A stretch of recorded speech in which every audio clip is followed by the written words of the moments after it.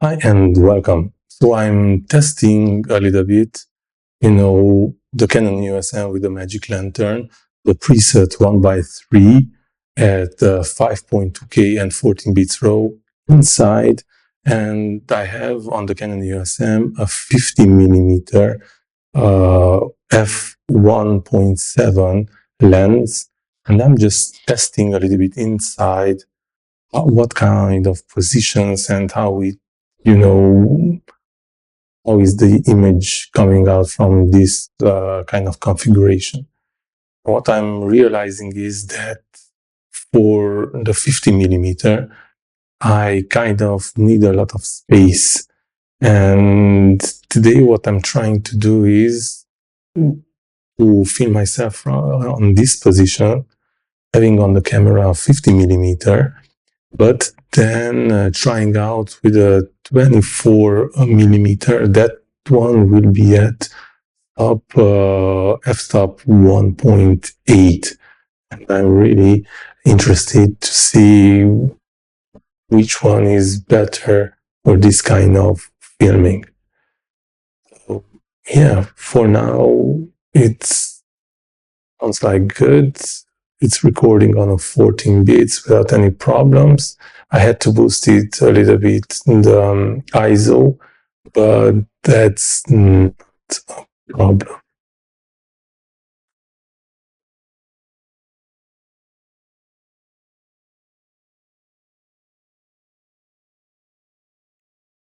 So right now I am 24mm focal length, and the field of view is different. So the camera is quite, close to me, and this is just different. So I think that we will see the result, but I really like the 24mm focal length inside.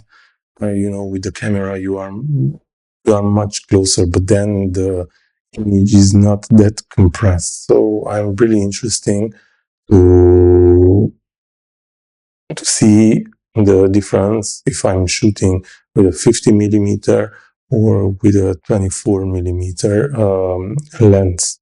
And what I have,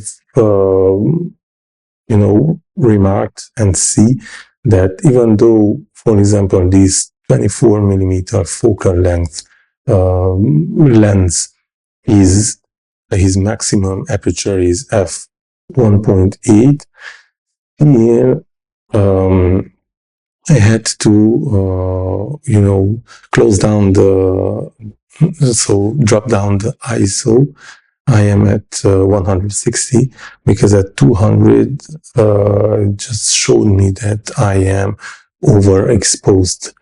As with the 50mm focal length, as I was as the maximum f-stop 1.7, because it was, further away the camera, I believe so, and maybe it was a more tight shot. I could bump up at 200 the ISO, and I was not, so the image was not overexposed. But here it seems like that it is showing me that the image is overexposed, but maybe because of the light. And beside that, yeah, I know the f-stops are relative, but I see that the 1.8 on a 24mm is allowing more light than the 50mm at f1.7. So that's interesting to know.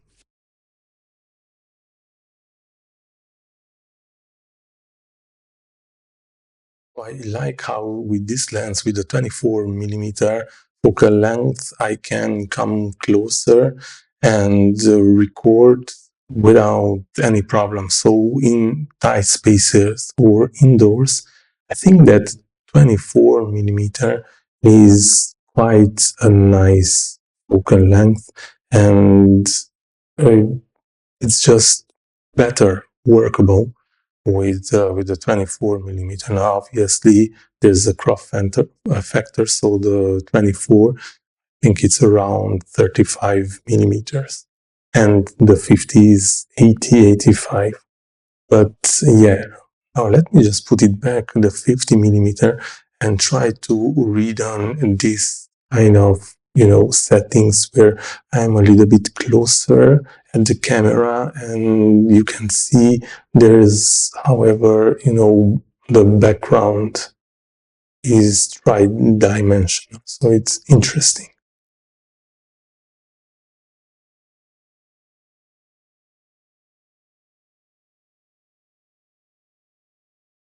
So yes, it's kind of interesting.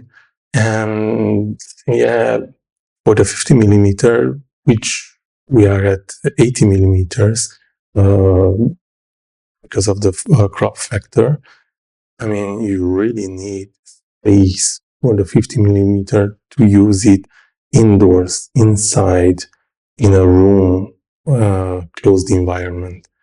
So yes, I'm trying to understand, and I start to see that 24 millimeter focal length, it's really, for me, I think it will be the best choice. And yeah, I just have to do further tests, because you see this shot, I mean, I'm really, really, really uh, far away from the camera in order to have this shot. And yeah, so you really need more space for a 50 millimeter lens. Oh yeah, 24 millimeter, I think it's a good choice. But let me just put it back, the 24 millimeter, one more time.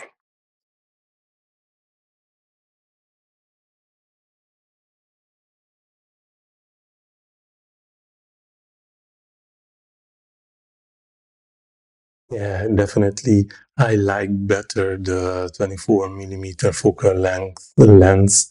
And yeah, I think it's really usable, and it gives you a lot more options.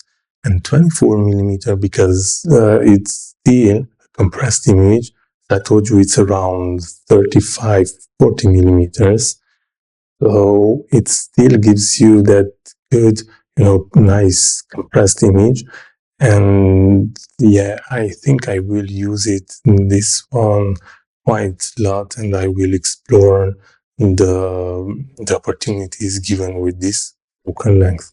And I will speak to you if you are interested about this lens, but this I had to modify.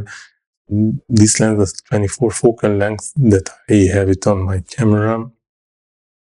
It had a Sony mount, and I had to change it to EFM mount. But I made it, and I think I will present this project also with the modification of the mount of a lens. And yeah, I really like how close I'm with the camera, and then I can just, change the angles and the view. And yeah, 24 millimeters inside, indoors, in tight spaces, or even in big spaces, I think it's really the best choice.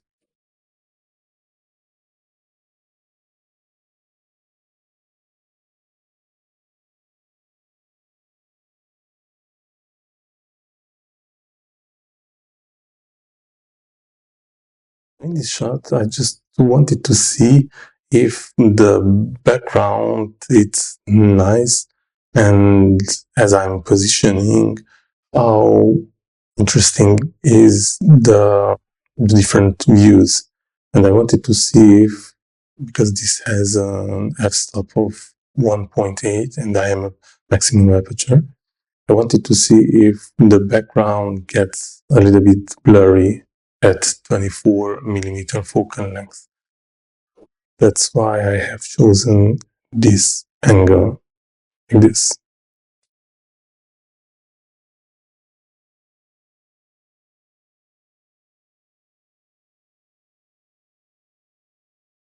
Yeah, I'm definitely advising you to do this kind of exercise, discover your favorite focal length and see which focal length is working for you, which focal length is good for different situations.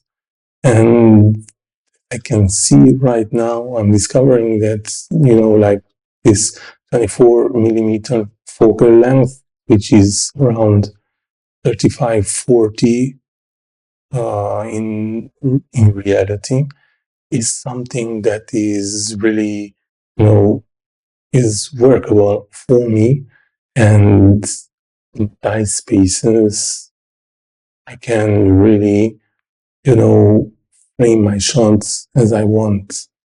Still, with compressed image, but the possibility to record in tight spaces also.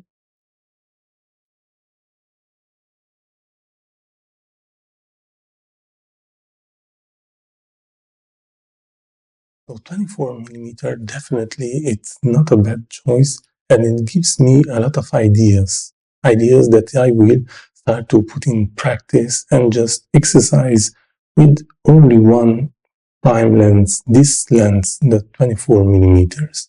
And let me just see what can I hook up in my next video. Bye bye.